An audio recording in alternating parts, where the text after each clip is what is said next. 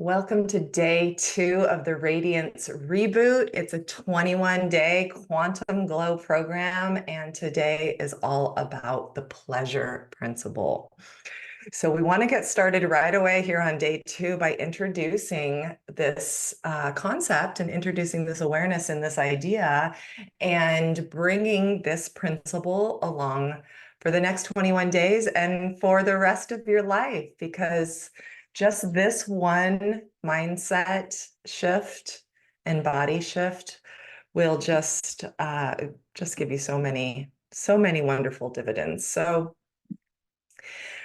before we get right into, exactly how to work with the pleasure principle, let's talk about a very pernicious beauty belief that most of us are carrying around. And pardon me as I put my wizard cape back on.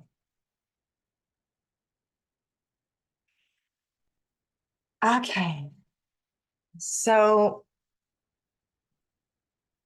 if you're watching this and you're following along with the Radiance Reboot, then go ahead and drop into your, whatever your centered, grounded space is. And I will be teaching you a really easy way to drop into your center. But for now, just however that feels to you, just kind of turn off the monkey mind and be here now with me.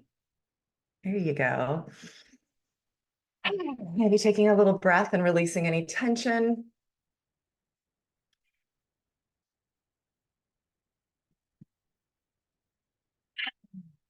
And then truth. How many places in your body are holding on to the idea, the point of view, or the belief that beauty is pain? Because I am reading the energy and I'm also dissolving and dissipating as it comes up. That's a big wow. So most of us are carrying a significant amount of body belief that beauty is pain. And so everything that brings up and lets down, are you willing to let it all go? Dissolve and dissipate it, relax it back down to the earth, and return it to sender with consciousness attached. And if you are willing, just go ahead and follow the energy with me. Because as long as we're holding on to the beauty belief that beauty is pain, it's really hard for us to practice this energetic type of beauty alchemy that I'm teaching you. So the first step is only just to be willing. And I don't know if you've ever really thought about it as like a belief that's actually stuck in your body, but I invite you to consider that. And I invite you to also realize that you can let go of it just as easily as you adopted it. Now, you can let go of it just as you can let go of it easily, even if it's taken a long time to adopt it. And actually, the truth is that you may not have adopted it at all. You most likely just inherited it because this is something that has been in our lineage of women for generations. Beauty is pain. Beauty is effort.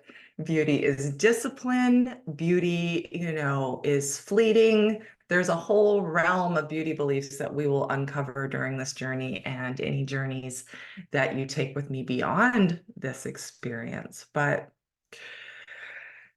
how good does it feel to let go of that idea, point of view, belief, and limitation? So all the conclusions, computations, projections, rejections, limitations, separations, points of views, beliefs that we have still hanging on into our body or being that says beauty is pain.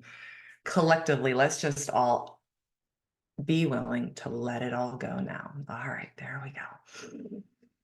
And light matrix, please clear, cancel, and transmute all of those painful beauty beliefs, all of the beliefs that say beauty is pain. Let's transmute that all into increased cellular and spiritual energy that we have access to, just like a bank account. So there we go. That feels better. Okay. So beauty is not pain. Beauty is pleasure. Beauty's always been pleasure, but there's a lot of reasons why our culture has encouraged us not to adopt the beauty is pleasure path. And I'm not going to get into that right now because we all know that there's a patriarchy and a giant multi-trillion-dollar beauty and wellness industry that the main way that we get sold things. And I have to say, from my own experience being a marketer, I can see this as well. Unless I give my clients and future clients, sort of a lever to say yes to themselves, a lot of times they won't, because it's like, oh my gosh, if, I need to do this in case something bad happens, using that sort of painful fear lever, like I'm going to get old, I'm not going to be valued anymore, I've got to do this, I'm going to have more pain if I don't do this pain, right? So the pains kind of get exchanged. And I'm really hoping that we can all like do a different way of even being a consumer, where we make choices based on pleasure and when we make choices based on possibility. But that means that we actually have to be tuned in, turned on, and tapped in to our center. We can't be on monkey mind. We can't be on automatic. We can't be just doing the same things in the same way and thinking the same thoughts that we always do. We have to take ourselves off automatic and put ourselves in the observer chair. And we will be getting into that as well. All right.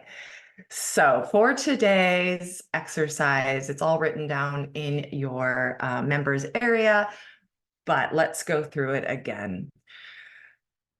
So we're going to, number one, we're going to tune our focus inwards, and we're going to tap into this principle of pleasure, and we are going to commit to it on a daily basis for the duration of the 21-day quantum glow, and hopefully every single day, because now that I do this is just a natural way of being for me. So I think you're going to just, once it lands, it will land, and it's not going to be hard to keep this going.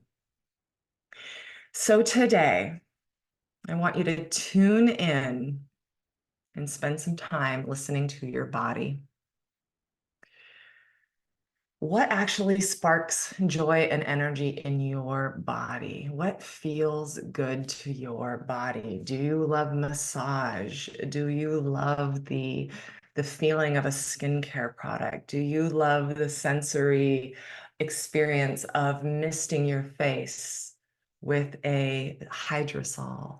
What feels good to you? Is there a certain type of food that just feels amazing inside of your mouth? I want you to really tune into that today. This can be during this video when you're listening to me, you can be tuning into it, or maybe it's while you're falling asleep tonight. But that is your assignment today, is to really tune in and think about what gives your body pleasure. And then we're going to, after you've tuned in and figured out what brings your body pleasure, I want you to tap into that by committing to bringing at least one of those things into your day, either starting tomorrow or starting right now. So one thing to keep in mind is this isn't about just flipping a switch and then all of a sudden you know how to do pleasure. This is about these little tiny wells, these liminal doorways that are opening up throughout your day, where you have an opportunity to take yourself off automatic and make a different choice. Okay, so it's all well and good that we practice wellness and, we know all of the different things that we should be doing, the yoga, the meditation, the morning routines, the biohacking, all of the things. It's like, is that actually pleasurable to you?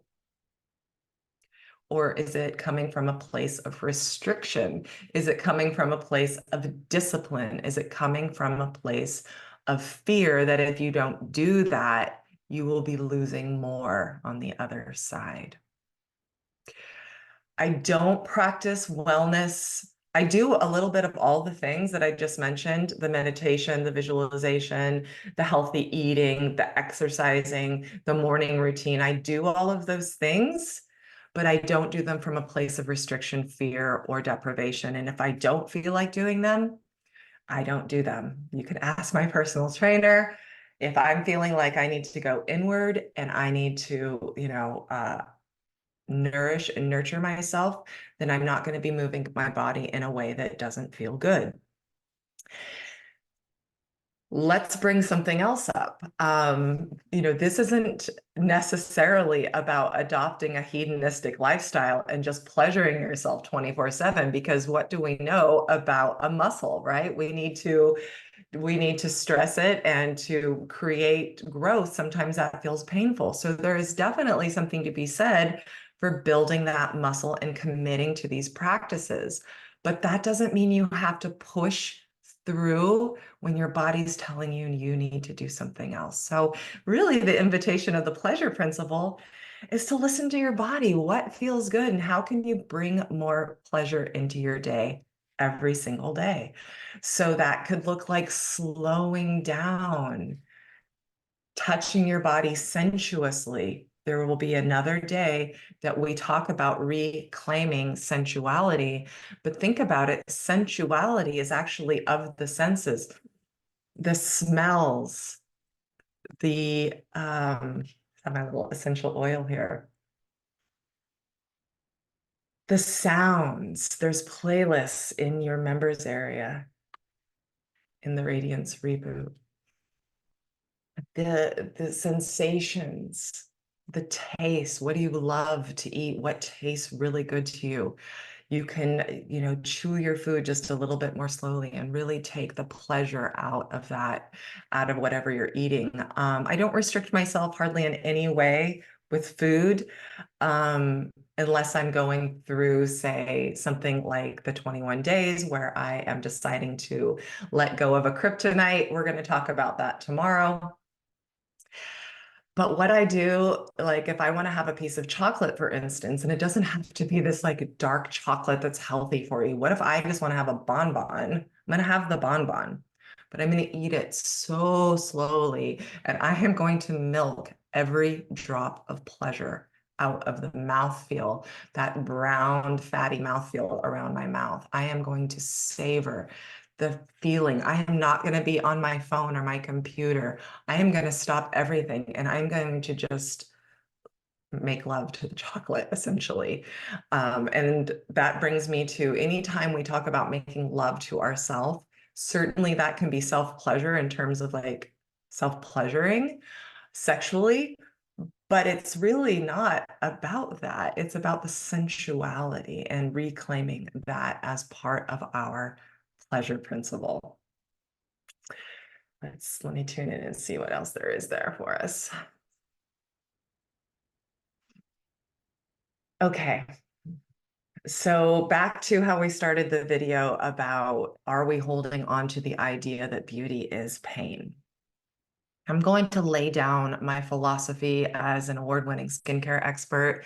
I was the top esthetician in the United States in 2016, award given to me by 14 of the most preeminent ingredient formulators, skincare experts, and scientists from around the world. I was mentored by the formulator who discovered the peptide for the skincare industry, so I'm a stone cold skincare expert.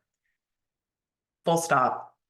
I'm not going to lead with that because I don't want to hold on to what I think I know, because I love to forget everything that I thought that I knew, especially about old science and skincare stuff, and explore the leading edge of science and the leading edge of possibility. However, this is one thing I'm about to share with you that I'm not going to be changing my mind on or forgetting, and that is that We're not aging as much as we are inflammaging. The root of almost every single disease, and maybe actually every single disease and aging symptom, is a cause of, the root cause is inflammation. We know that, okay? That is just, that's common knowledge, okay? The majority, now there has been a shift, corneotherapy, which is, I can get into that in a minute. Holistic barrier repair skin is definitely has been trending in the last 5 years at least. And I hope it keeps gaining steam, because the truth of the matter is that beauty doesn't come from pain. It doesn't come from burning the skin, injecting the skin, and otherwise irritating the skin. That's not a true glow. What you're getting there is inflammation, and it's just robbing Peter to pay Paul. So let's unpack it a little bit more. The truth of the matter is that if you burn the skin, that enacts an inflammatory cascade that has the skin starting to bring a bunch of new skin cells to start repairing it. I'm trying to keep this as basic as possible. And so when you burn yourself, you'll notice that you get the wound, right? All of those growth factors start coming in, and white blood cells, it starts forming a little crust. And then once that gets to the next level, it's nice and tight and shiny, right? And that's what the industry says. That's what the mainstream beauty complex says, is that is how you increase your collagen and elastin, is that you wound the skin in order to get it to grow itself back. And that is ingrained on so many deep levels for at least 3 generations, right? The scrubbing, the microneedling that you see, even dermaplaning, which is, taking off vellus hair and dead skin cells, but certainly to a certain degree, it's still, scraping the skin. So that's just an ingrained belief that we wound the skin in order to get it to grow back. And it's robbing Peter to pay Paul, because there is a residual damage that's left over. The telomere, which is the end cap of the chromosome, keeping your DNA nice and tight and able to replicate itself. The telomere, which you can think of as like the end cap of a shoelace, that little plastic thing that keeps the laces together, that starts fraying, and that starts getting weaker every time you hit it over the head with inflammation. So it's weakening, and over time you have cellular senescence, and the cell and the DNA are not able to replicate. So that's really what's at stake. And that's why, talking to your skin, getting, working at the mitochondrial level, working at the cellular level, working at the molecular level, and increasing your cellular turnover by supporting the skin's natural immune function, that's always going to be more powerful. And that is also pleasurable, as it turns out, because you're nurturing yourself. You're feeding your cells with the nutrients that it craves, that it requires, that they require, that they desire. And you are getting healthier regeneration based on actual immune health, not based on a quick fix where you've actually damaged yourself. Now, people come to me and say, but Amy, when I get the peels, my skin looks so much better, and it's so plump, and it's so shiny, and I have less wrinkles. Well, of course you do, because if this is the wrinkle, the inflammation has just puffed it up, and now it's swollen. So that's why that's why the wrinkle comes up, is that this is inflammation. It's swollen. Once the inflammation goes down, it wrinkles again, and it sags again, and then you need another quick fix. You need another fix. So you don't have to agree with me. This is just my philosophy. There's lots of room. Ultimately, the biology of belief is also very powerful, and what you believe to be true about you is the most important thing. So take what resonates and leave the rest. But just know, when you are in my universe, that is the philosophy that I'm teaching and that I'm working off. So it works and dovetails perfectly with the pleasure principle. And how great does it feel to know that you can increase your cellular regeneration? You can regenerate, you can rejuvenate, you can renew from the bottom layers without hurting yourself. Doesn't that feel good? There's all sorts of other ways that we can start increasing the cellular and spiritual energy. And that's what this 21 days is all about. I'm going to be sharing the whole spectrum of everything with you. So I think that's a great place to end. I'll, go over and answer any questions that are happening in the Facebook group. Don't forget to come to the pinned post in the Facebook group, no matter when you're watching this, and share your awareness around the pleasure principle for day 2. Okay, I love you. Bye.